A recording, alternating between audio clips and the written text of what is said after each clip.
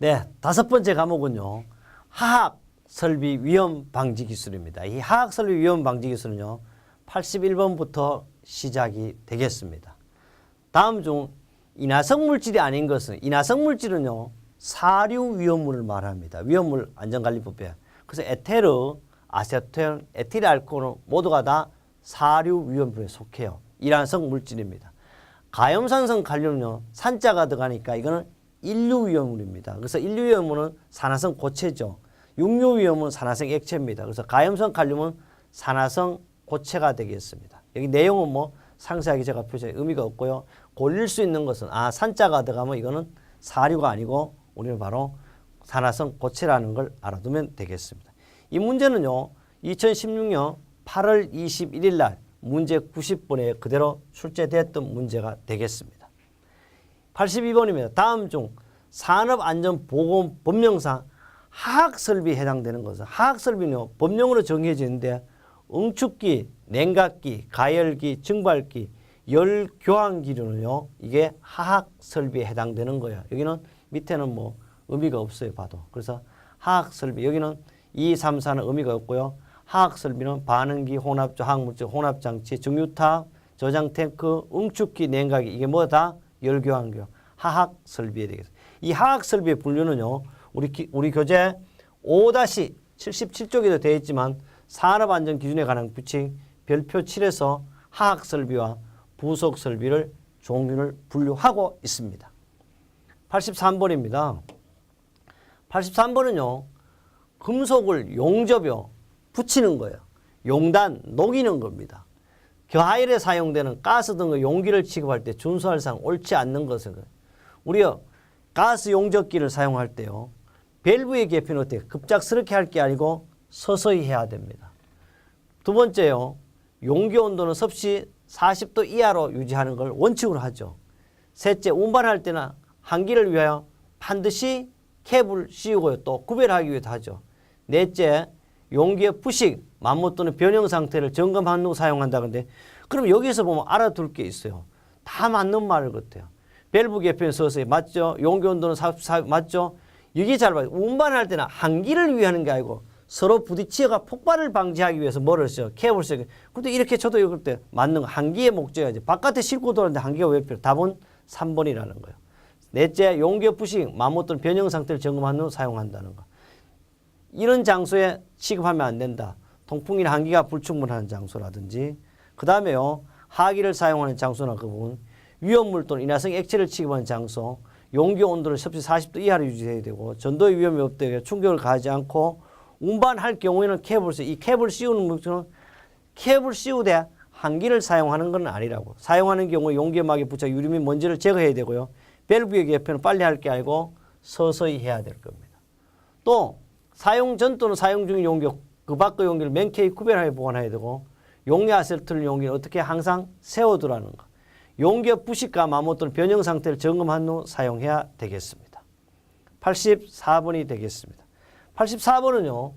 자연 발화를 방지하여, 자연, 연소의 3요소 점화물이라든지 또는 가연물이라든지 그 다음에 착화물이 없더라도 연소에서 자연 스스로 불이 나는 거죠.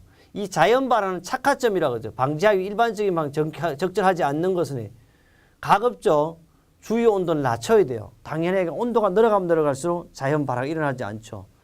공기의 출입을 방지하고 밀폐시킨다 그러는데 이게 문제입니다.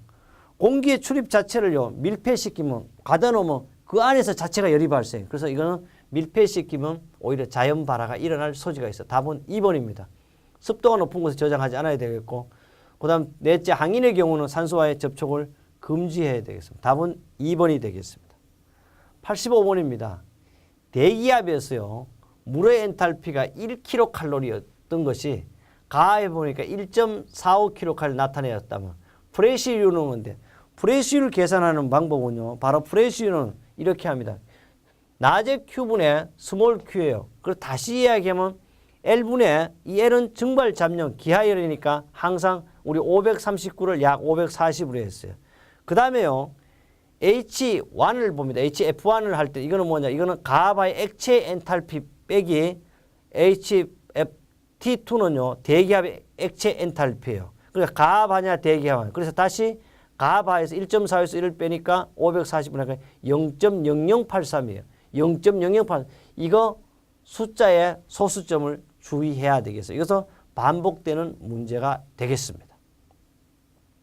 86번인데요.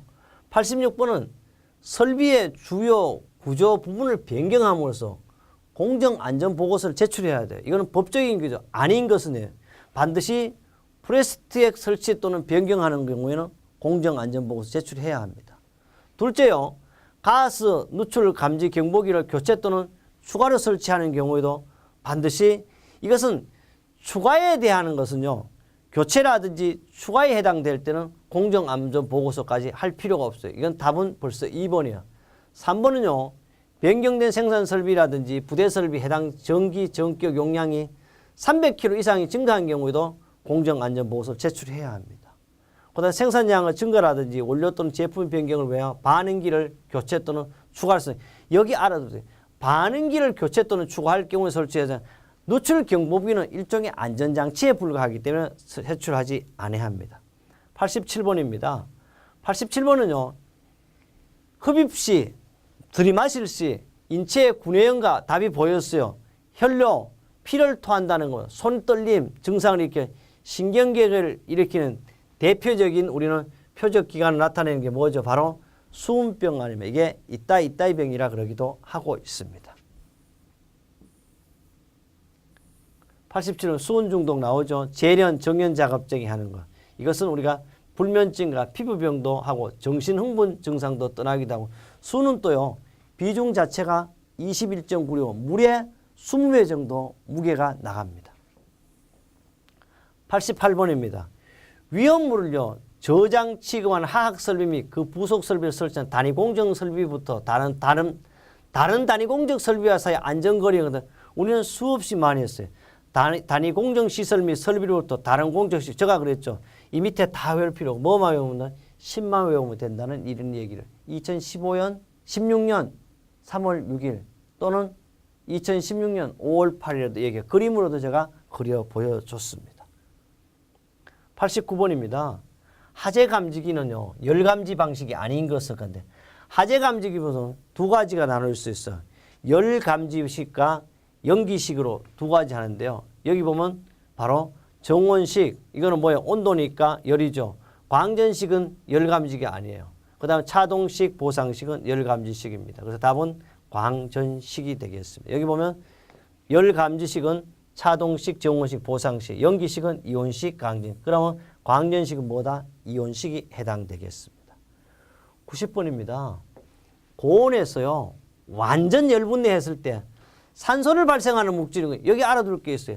산소는 이게 1번에도 나와 있죠. 산소는 말 그대로 여기 산이 들어가야 되잖아. 그럼 산자 들어가는 게 어디 있어요? 2번밖에 없어요. 가염산 칼륨. 이걸 어디 나왔어요? 우리 2016년 8월 20일 문제 81번은 나와요. 그럼 산이 들어가야 산소가 발생해요. 답은 2번이 되겠어요. 그러니까 1번 81번 문제를 하면 90번도 자동으로 해결되는 문제. 산자가 있어야 산소가 난다는 거. 이거는 뭐 21일 문제 81번에 나왔다는 거. 91번입니다. 91번을 보니까 다음 중 파열판에 관한 설명이에요. 이 파열판을 사용하는 목적은요. 안전 밸브를 사용할 수 없을 때 이거는 단 일회용이죠. 이럴 때 목적인데 파열판에 관해서 틀린 것은 해서 압력 방출 속도가 빠르다는데 상당히 빠릅니다. 둘째, 설정 파열 압력 이하에는 파열될 수가 있다. 그렇죠. 설정 압력 이하에서도 파열될 수가 있습니다. 한 번 부착하면 교환할 필요가 없다는데 이것은 일회용입니다. 그러니까 수시로 교환해요. 답은 3번 틀렸어요. 높은 점성의 슬러리나 부식성 윤체에 적용할 수 있고요. 이 파열판에 대한 내용은요. 상세하게 해설로서 했습니다. 이것은 한 번쯤 여러분이 눈으로 익혀두면 좋겠습니다. 92번입니다. 다음 중 허용 노출 기준이죠. TW의 가장 낮은 것은 간데 사실 이거 안 봐도 되는데요. 가장 낮은 것은 우리가 원소 유기물을 우리 1쪽부터 8쪽까지 해서 7쪽을 가지고 우리는 뭐예요? 할로겐족이죠. 할로겐족인데 이 할로겐족에서는요. 뭐가 이제 하면 불소가 있어요. 불소. 이 불소는 ppm을 나타내면 얼마냐 그러면 0.1이 됩니다. 0.1. 그러니까 이게 불소가 가장 낮을 것이고요. 그 다음 암모니아 자체는 25예요. 25. 그 다음 항화수소 같은 거는 10이 될 것이고요. 니트로벤전은 1입니다. 그래서 여기서 가장 낮은 물질은 바로 불소가 되겠습니다. 그 다음에요. 우리 93번인데요. 버그레스 휠러의 법칙에 따르면 서로 유사한 탄화수소의 가스에서 폭발 하한계가, 하한계는 LFL이라 그러죠. L이죠. 그죠? 농도와 연소율의 곱어값은 근데 이 연소율의 곱어값은요. 사실 정해져 있는 거예요. 이 정해져, 한번 보겠습니다. 연소율의 곱어값은 포화탄화수소의 가스의 폭발 하한계 농도가 X라고 보고 항상 X라고 보는 거예요. 그 연소 열 칼로리 자체를요. 이렇게 곱은 일정하게 만든다는 이게 휠러 법칙인데요. 그래서 이거는 X에 대해 혹은 하한계 곱하기 열량 이렇게 했대요. 이렇게 했을 때 4006B 최고가 나오고 또는 하한계의 값은 이건 상한계의 값은 4006, 하한계의 값은 1100이 나오게 되어 있습니다. 그래서 이것은 여러분이 계산이라기보다는 암기로 해야 되는 것. 답은 1100이 되겠습니다. 94번입니다. 산업안전보건법에서 정한 공정안전보고서의 제출 대상 업종이 아닌 사업장으로, 그러니까 공정안전보고서 제출 대상 사업장이 아닌 사업장입니다. 유해위험 물질의 일일 취급량, 이거는 사실 제출하고 안 하고 따라서 계산 방법이죠. 염소가 10,000kg예요. 수소가 20,000kg인 경우 공정안전보고 제출 대상 여부를 판단하기 위한 R 값은 단 유해위험 물질의 규정 수량은 표에 따른다 그래서 표를 한번 가보면 되겠습니다. 표를 보니까요. 인화성 가스는 5,000이에요. 염소는 20,000입니다. 수소는 50,000이에요. 이걸 계산하는 방법은 R은 T1분의 C1, T2분의 C2 이렇게 나가거든요. 다시 말하면 여기 나오는 것 뭐가 되겠죠? 염소는 보니까 20,000이잖아요. 그죠? 20,000하고 그 다음에 여기서 이제 수소는 50,000이니까 계산하면 약 얼마나 나오고 0.9가 나오게 되겠습니다. 요게 이제 이 가스에 봤을 때 공정안전보고 위험설비 계산하는 방법이 되겠습니다. 95번인데요. 폭발압력과 가연성 가스 농도의 관계에 대한 설명으로 가장 적절한 것은 다 틀리고요. 한계가 맞다는 이런 뜻입니다. 95번은요. 첫 번째 1번을 보면요. 가연성 가스의 농도와 폭발압력은 반비례 관계다. 이건 반비례 관계고 비례 관계 틀렸죠. 가연성 가스 농도가 너무 희박하거나 너무 진하면 또 어떻게 되냐. 최대로 되는 게 아니고 폭발압력은 최소로 되죠. 그 다음에 폭발압력은 하학양론 농도보다 약간 높은 농도에서 폭발압력이 되는 것을 원칙으로 하면 유일하게 3번이 맞고요. 네 번째, 최대 폭발압력 크기는 공기와 혼합기에서 보다 산소의 농도가 혼합기에서 더 낮아진다. 그런데 사실 이거는 더 높아지게 되겠고요. 이것은 2004년 3월 7일 날 또 출제됐고 2014년 8월 17일 날 문제 84번으로도 출제가 되었습니다. 96번입니다. 프로판 1m 삼성을 완전 연소시킨 데 필요한 이론 공기량을 했는데 공기 중에 산소 농도는 20%로 본다 이랬거든요. 이걸 해보면요. 어떻게 되냐 그러면 바로 프로판은 C3H8이 되기 때문에 완전 연소 반응성은 C3H8에다가 뭐요? 산소를 더해보니까 이 하살표는요. 우리 수학의 이꼬르 관계였던 거예요. 그래서 이걸 다시 좌우로 해보니까 3CO2가 돼요. 다시 4H2O가 되므로 다시 MOC의 폭발 한계는 연료 몰수분의 산소 몰수를 계산하니까 약 얼마나 나오냐 그러면 연소물 해보니까 약 96번이니까요. 이거는 약 25 정도가 나오게 되겠습니다. 97번입니다.